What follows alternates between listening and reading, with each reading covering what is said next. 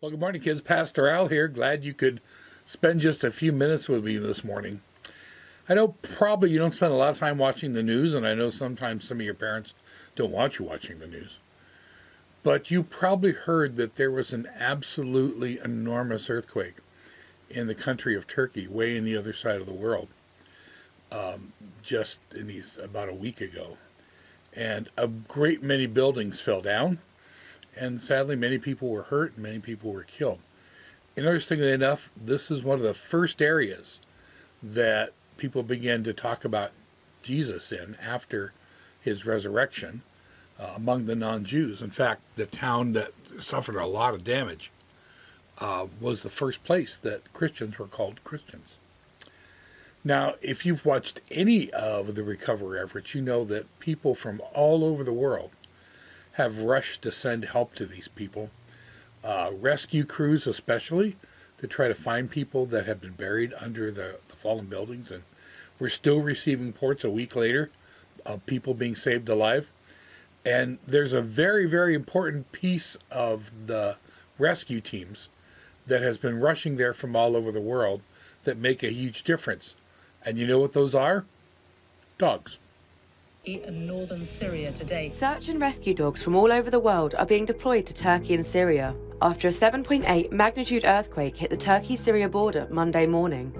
Rescuers are working overtime digging through rubble and debris, but there are many situations where they couldn't see any more survivors, but voices could still be heard from beneath. This is a situation where a dog's ability is much more useful than a human's.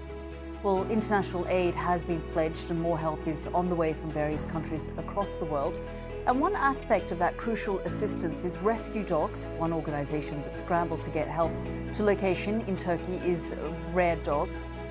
Since dogs have over 200 million scent receptors in their noses, they can detect even the smallest scent.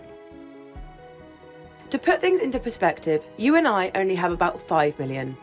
That's 195 million less than the average dog. Imagine the things they can smell all the time.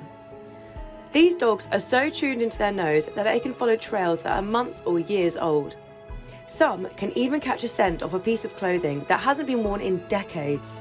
This is why these dogs are so useful during natural disasters and why the world has come together to help Turkey and Syria. Tuesday morning, Mexico sent 16 search and rescue dogs to Turkey. The rescue team from Mexico consisted of Belgian Malinois, Australian sheepdogs and Labradors. Dog from Switzerland, as well as the United States, also sent out rescue dogs to assist with efforts.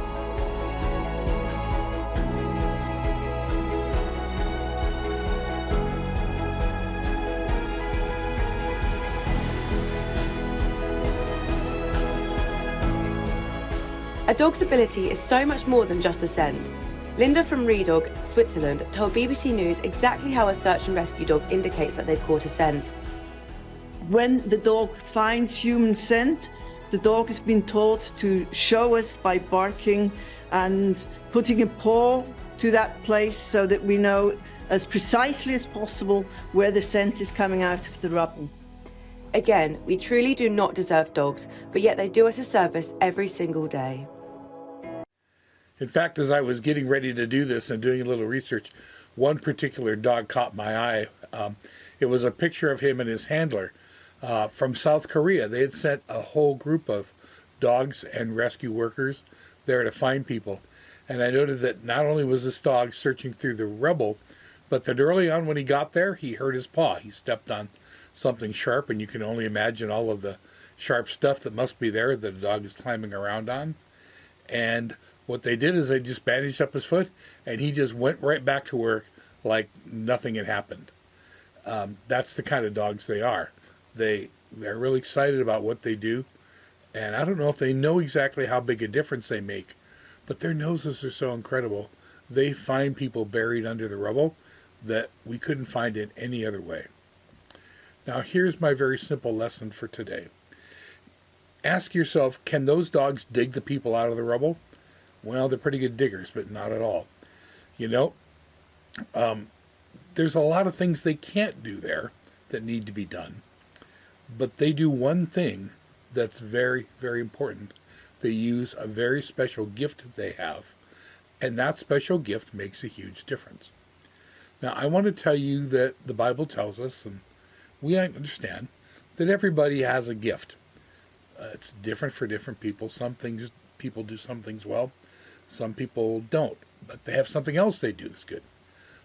One of the things that God wants us to do is to find the gifts that we have, the things that we're good at, and to use those not just for our own good, but to help others. Those dogs can't do everything, but they do one thing really, really well, and it's really, really important.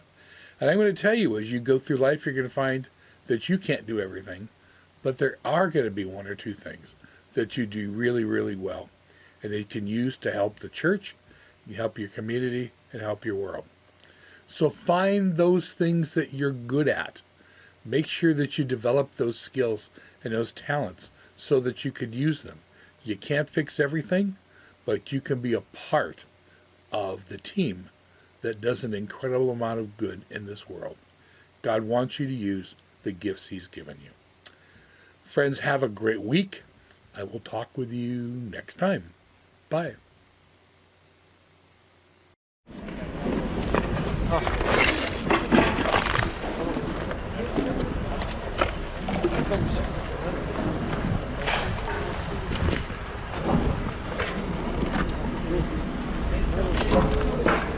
Benimkini etkilemez komutan.